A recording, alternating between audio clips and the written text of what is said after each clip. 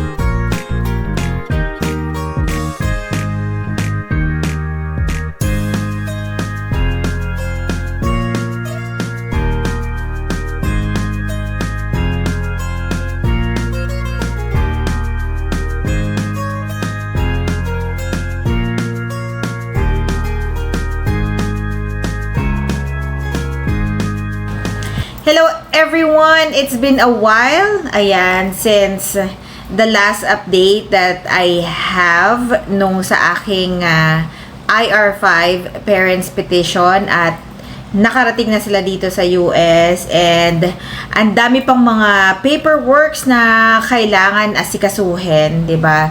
So, ayun, pagdating nila dito, nakatanggap ako ng tawag from the county health office na kailangan silang magpa-appointment ulit for their medical.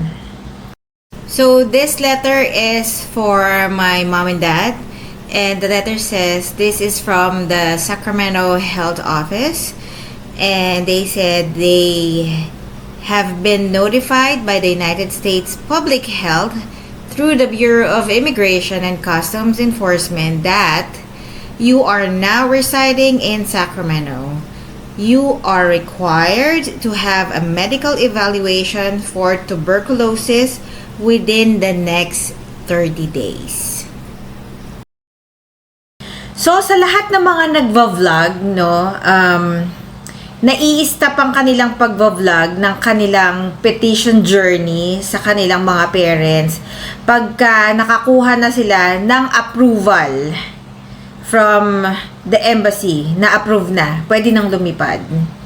But naghahanap ako, I did all the researches na pagdating nila ng Amerika, ano ba yung mga paperworks na kailangan nilang i-accomplish, dahil I'm pretty sure na gaya nyo, kayo din, naghahanap din kayo na ano nga ba ang next step pagdating nila dito sa Amerika. So, yun ang itatakal natin today at medyo magugulat kayo kasi ako, nagulat din ako, no, nang nakareceive ako ng tawag from the Sacramento County Health Office. Okay, so here's my documentation. August 19, 2024 ang aming flight. Manila to San Francisco. And then August 20, nakarating kami ng San Francisco. And after a couple of days, ayan, August 29, we got a call from Sacramento County Health Office na kailangan nilang magpa-schedule ng medical. So, need magpa-schedule ng medical appointment ang inyong parents. Maghintay kayo ng call. May tatawag yan from the county health office. Ayun. Always yan. That's their standard operation procedure na kapag ka na-sputum ka sa Pinas, ayan, they're gonna call you. So, sa lahat po ng pumasa sa sputum sa Pinas, di ba, kasama po sa part ng pag-aasikaso ng petition ay pupunta sa St. Luke's and then magpapasa ng x-ray and all. So, 'di ba meron iba na pinapalad na they're good to go, but sa case ng aking parents ay na-sputum sila. So, kinailangan nilang bumalik ng 3 consecutive days sa St. Luke's for collection of sputum. So, technically, lahat po ng na-sputum sa Pinas, pagdating nila dito sa US, they're gonna do the same procedure. Again, lahat po na sputum sa Pinas ay pagbalik dito sa US ay gagawin po nila ulit yun. No, ang kanilang sputum sample. So, may tatawag from the county. So, tumawag ang County of Sacramento, August 29, 2024. And, ayun, kailangan ulit nilang ipacheck or i-double check ng county ang kanilang, again, mag-undergo ulit sila ng mga x-rays and, the sputum process. So, ayun na nga, August 29, we got a call, and then from there, magpapa-appointment ka sa county health.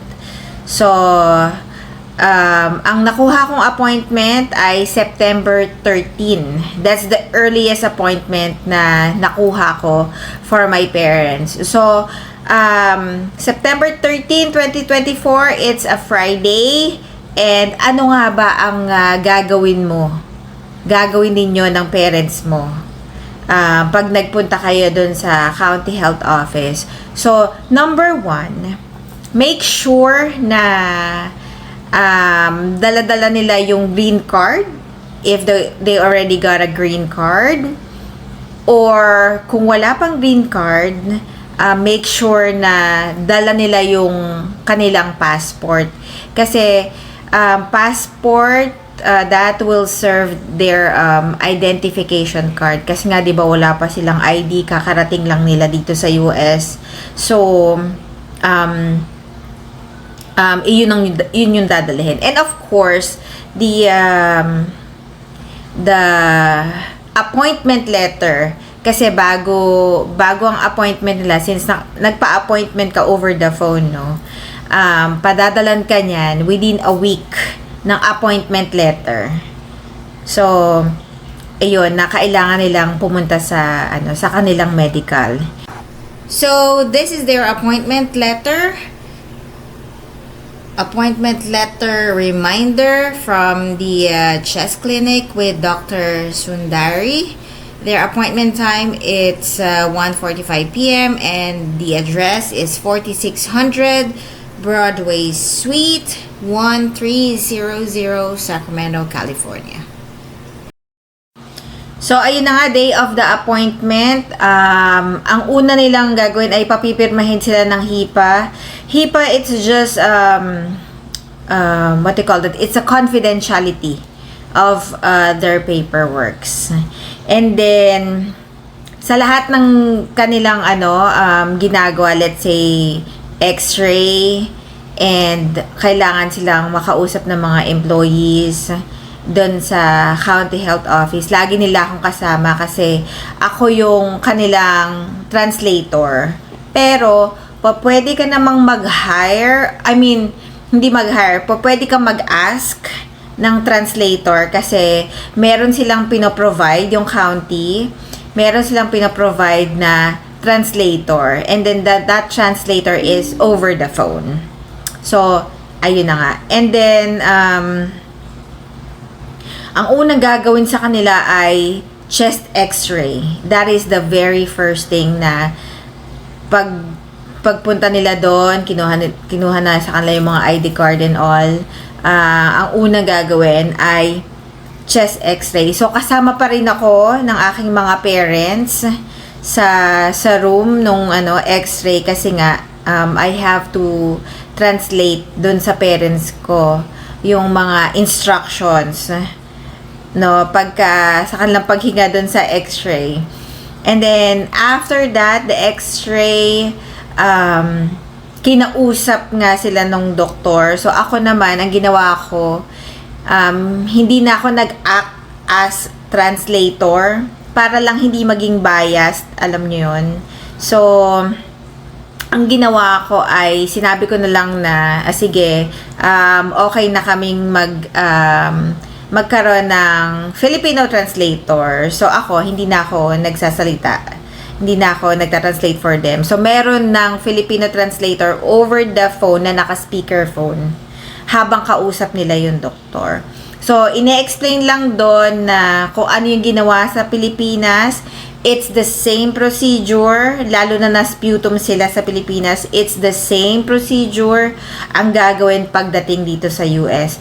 Just to double check. Kasi alam nyo, yung US, they're so very strict pagdating sa TB talaga. They're really strict about it. So, they're gonna go, mag-undergo na naman sila dun sa kanilang sputum process, like kung ano yung process dun sa St. Luke's. Okay, so bago kami umalis ng clinic, ito guys, tip ko lang sa inyo, lalo't kakarating lang ng parents nyo dito sa US. So, i-grab nyo na yung opportunity, magtanong kayo sa kanilang front desk how to apply for a medical insurance. So, ayun, may pinirmahan ako na form to apply for a medical insurance ng aking parents. And then, ayun, and then they're gonna process it. So, it's a government medical insurance. And then, September 16, September 13, no? So, September 16 ay bumalik kami sa county health for blood draw and sputum. So, kinunan dugo ang aking parents, and at the same time, silang dalawa, my mom and dad, nag-leave ng sputum samples para dun sa parents ko. And then, the following day, bumalik kami, September 17, still September 17, 2024. So, pagbalik namin to get the results ng kanilang chest x-ray and the blood draw samples, unfortunately, yung tatay ko pumasa. Clear ang tatay ko. Pero, yung nanay ko pala, yung nanay ko, unfortunately, siya yung hindi nakapasa. Tatay ko, fortunately, nakapasa siya from all the tests, the blood draw and the chest x-ray. But my mom, unfortunately, ay hindi nakapasa ang kanyang blood draw. Chest x-ray, okay. So, dun sa blood draw niya, there's a little problem. Hindi naman siya very serious problem. But, nagkaroon lang sila may nakita lang silang konti sa blood ng aking mom.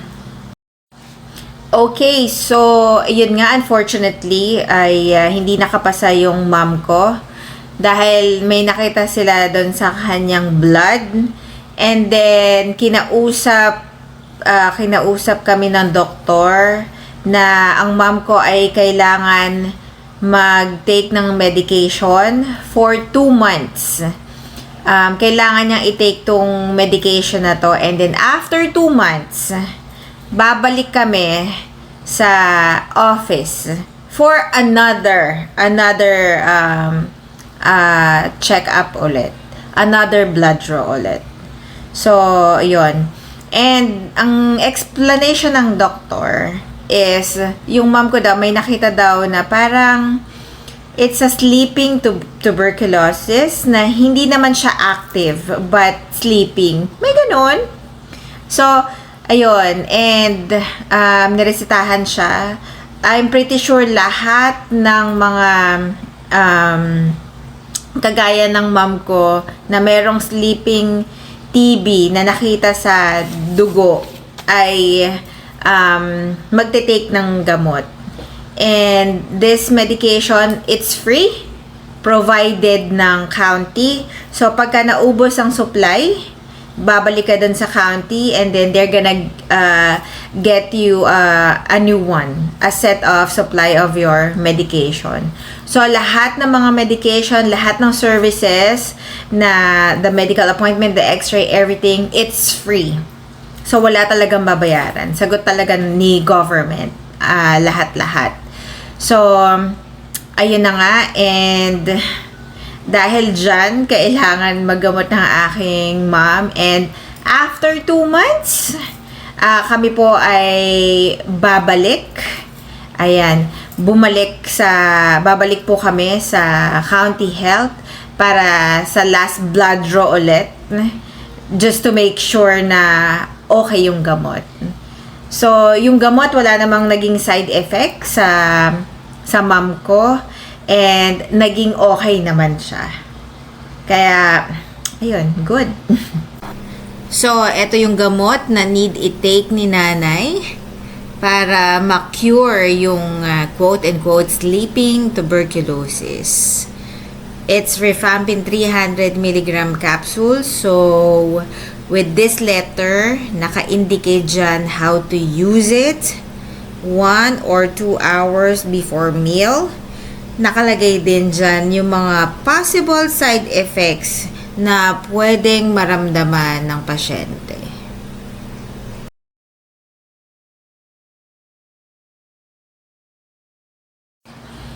Ayun na nga, again, hindi naman po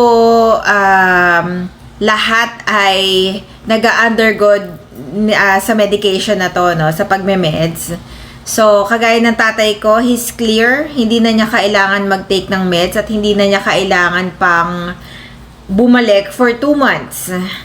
Yun nga lang, aking nanay ay hindi pinalad.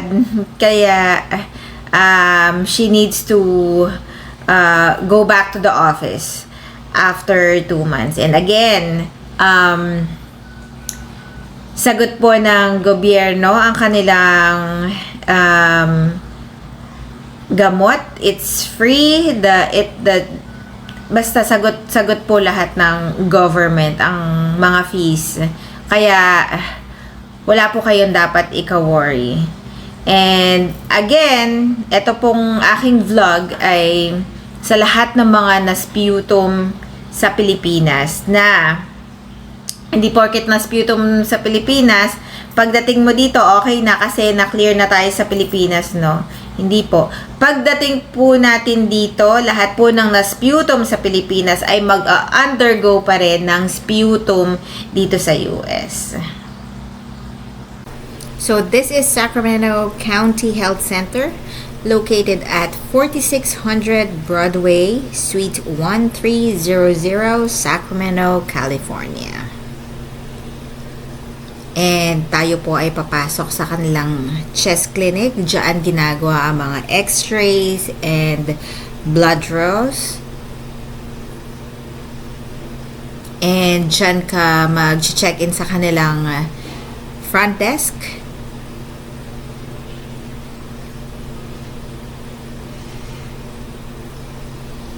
And sa pinakadulo ng hallway, doon ang kanilang chest x-ray. Okay, so I just wanna correct on something. Kasi sabi ko kanina, 2 months, di ba? 2 months babalik. But, when I double check, 6 months ang gamutan nung kanyang sleeping tuberculosis. So, after 6 months, from the day dun na nag-blood drawn kami ng September, so, babalik ng 6 months. So, ang ika-6 months from the date ng September ay March. So, we have an appointment for March 27, 2025. So, we had an appointment March 27, 2025. that is the last time na kukunan ulit ng dugo si nanay para i-double check kung medyo umokay na ba ang kanyang sleeping tuberculosis. So again, I need to correct it. After 6 months. So 6 months ang pag-inom niya ng rifampin. So 6 months yun na iinom ng rifampin 300 mg capsule. Okay? So yung sinabi kong 2 months ay after 2 months bumalik pala kami for the refill. So every 2 months bumabalik ako for the refill ng medication. Okay, so today is the day after 6 months of taking rifampin, babalik ka for your blood draw. Ayan. And after that, tapos na. Hindi ka na magte-take ng rifampin.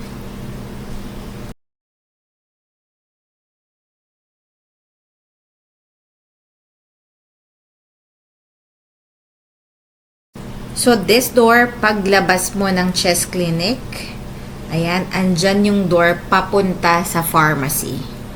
Again, libre yung rifampin.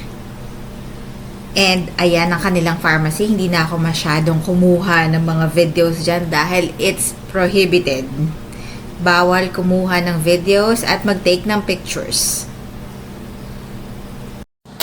Ayun guys, so kung mapapansin nyo po sa aking mga videos, very limited lang po ang aking pagve-video and mga pag-take ng pictures kasi bawal po ang mag-video dun sa loob ng County Health Office. Talagang pagbabawalan ka. Talagang nilusot ko lang.